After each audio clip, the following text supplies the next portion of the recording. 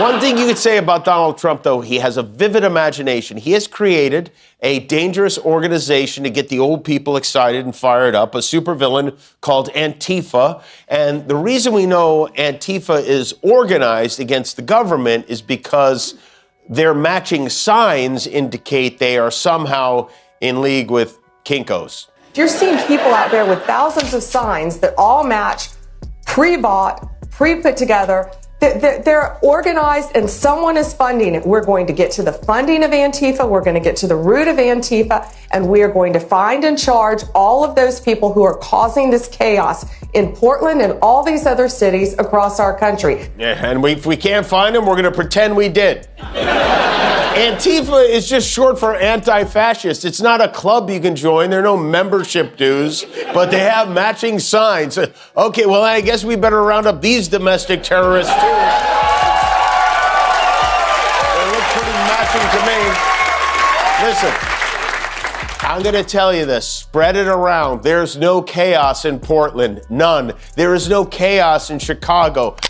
Because when making life or death, war or peace decisions, a president just can't pop off or lash out irrationally. No, we need an adult in the White House. Jimmy Kimmel unleashed a verbal inferno so scorching that even Michelle Obama stepped in with her own powerful truths. Trump never saw either one coming. Between blistering jokes and fierce comebacks, the whole spectacle turned into a meltdown visible from orbit. It's as if someone finally cracked Trump's overinflated ego. Brace yourself. What follows is a mix of shock, humor, and can't-look-away chaos. The president is very busy prosecuting his enemies. His goon squad today indicted his own former national security advisor, John Bolton. He is just brazenly lying about the economy and grocery prices, but he did have a chat with Vlad Putin today. I hope you'll forgive me if I'm a little frustrated that some of us are choosing to ignore Donald Trump's gross incompetence while asking Kamala to dazzle us at every turn. I hope that you'll forgive me if I'm a little angry that we are indifferent to his erratic behavior. If you're enjoying this video, make sure to subscribe and tap that bell icon. Because if anyone thought Trump could escape the spotlight, they were sorely mistaken. Kimmel exploded like a live fireworks show, dazzling, chaotic, and impossible to ignore. Trump had no clue about the storm that was about to hit him. This wasn't just roasting. It was a full-scale demolition, a layered takedown of ego, arrogance, and questionable hairstyle choices. Bacteria. You know, sometimes we get so fixated on Trump, we forget there are other disgusting creatures hell-bent on bringing about the end of the world out there. That being president isn't anything like reality TV. It is not an apprenticeship. And it is not just about fiery speeches or insulting tweets. It's about whether someone can handle the awesome responsibility of leading this country. Meanwhile, in a parallel world, Michelle Obama was casually dropping truth bombs of her own. Different battlefield. Same level of precision and impact. Our president, Metamucil World Peace, is having a pretty good week, or he was anyway. Yesterday, Trump had what was easily the most presidential day of his life. He was front and center on the world stage signing a ceasefire in the Middle East, and then he got home, he started going through the internet, and he just couldn't help himself. Trump made the cover of Time magazine, which he usually loves. You know, before he was president, he had fake Time magazine covers hanging on the walls of his golf club, for real. But this one, I guess, conjured up some mixed feelings because of the photo being used. Let's start with Kimmel. The man didn't bother to warm up. He just dove straight in. It was like watching someone open Pandora's box only to realize they were the one trapped inside. Each jab was razor sharp, cutting through pretense like steel. Trump always brags about being the smartest guy in the room, and Kimmel just turned that claim into a living punchline. Folks are going to do everything they can to distort her truth. My husband and I sadly know a little something about this. For years, Donald Trump did everything in his power to try to make people fear us. See, his limited, narrow view of the world made him feel threatened by the existence of two hard-working, highly educated, successful people who happen to be black. Suddenly, all the tremendous deals and stable genius tweets felt like a child's sandcastle collapsing under a tidal wave.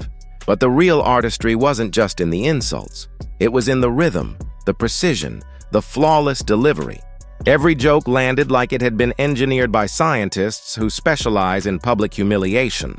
Trump tried to stay composed, flashing that forced confidence, but by the third punchline, even his reflection seemed disappointed. Somewhere, his aides must have been whispering, "Maybe we should have fact-checked that." Too late. The damage was done. Each statement hit like a calm but unstoppable wave, leaving him scrambling with no defenses. Kimmel's humor worked like a precision strike. Every visual, every subtle cue was a hidden weapon aimed perfectly at Trump's pride, leaving him questioning not just his choices, but his entire sense of control. It's upset him so much that at 1:36 a.m. he posted, "Time magazine wrote a relatively good story about me, but the picture may be the worst of all time. They disappeared my hair and then had something floating on top of my head that looked like a floating crown, but an extremely small one. Really weird." Now, I want to go back to that cover and show you this crown. Okay, that's not a crown, that's the letter M. Only he would see an M on his head and assume it's a crown. If that's not an M, you're on the cover of Time magazine, okay? On the flip side, Michelle Obama delivered her blows with elegance and grace, slicing through the facade with quiet power. Her truths landed harder than any punchline. Trump's mind must have been short-circuiting. Why isn't she flinching? Why is everyone clapping?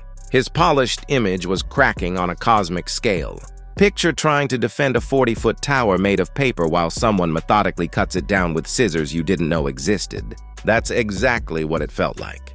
Kimmel's chaos was artfully orchestrated. Michelle's composure was lethal. Together, they created a storm of humor and honesty that left Trump looking like a man trying to build a wall out of whipped cream and wishful thinking. A candidate is erratic and threatening.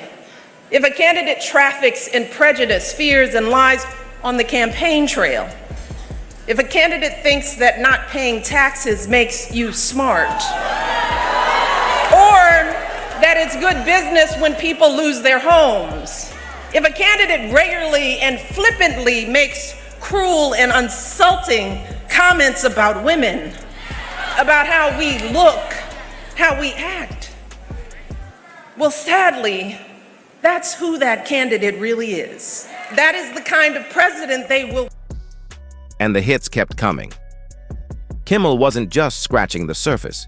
He dug deep, pulling from years of Trump's blunders, habits, and infamous moments like an archaeologist unearthing comedic gold. No mercy, no escape, just relentless layers of sharp wit. Meanwhile, Michelle Obama's words were like a surgeon's scalpel, clean and cutting. Her insight exposed every contradiction, proving that no barrage of tweets or press briefings could cover the truth. Watching Trump respond was like seeing someone try to stop a flood with sticky notes, absurd yet captivating. The audience was electric, realizing they were witnessing something rare. Not just a roast, but a revelation. By the end, one truth stood tall. Trump can't be destroyed by a single joke or tweet, but he can be revealed.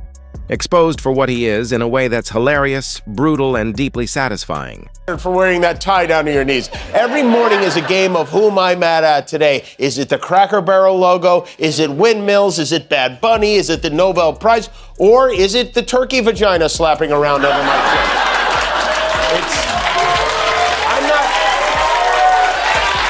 I'm not sure we're even allowed to show his neck on TV. Wouldn't it be funny if the FCC fined us for showing his neck on TV? Trump went on, "I never like taking pictures from underneath angles, but this is a super bad picture and deserves to be called out. What are they doing and why?" It's like he's a TikTok influencer yelling at her boyfriend for not knowing her angles.